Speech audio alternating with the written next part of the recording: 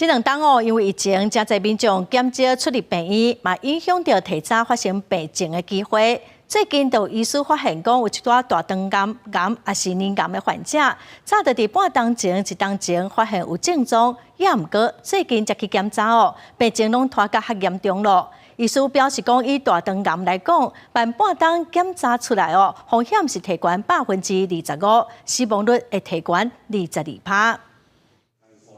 疫情期间，不少民众就算有症状，嘛唔敢去病院，互医生看或者是做检查。不过因为安尼较慢发现病症，流感的患者嘛渐渐开始出现。心脏科的同仁也说，这个冠状动脉狭窄阻塞的程度都非常严重，心导管非常难做。那这些种种都告诉我们，事实上很多慢性疾病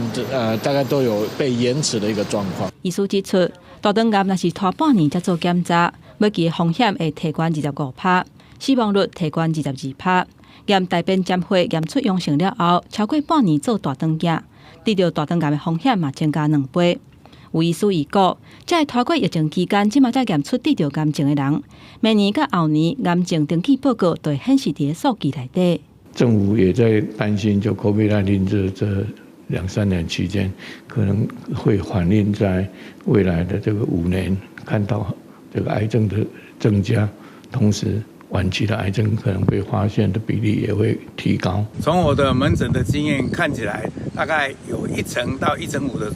妇女都出来筛检，那就比以前过去多了很多，这是一个很好的现象。那因为早期筛检，它的预后很好。最近有医师发现讲，真侪医师门诊患者的数量直头增加，来事件都要做到暗时6-7点才会结束。因若根据国健署的统计，今年1月份至3月份，4种癌症体检，包括大肠癌、喙腔癌、子宫头癌、甲鳞癌，拢总甲130万人次做体检，比去年同期122万人次较侪，显示体检的量有大大增加。目前政府会持续检视癌症体检的策略，来帮助民众量早发现、量早治疗。记者综合报道。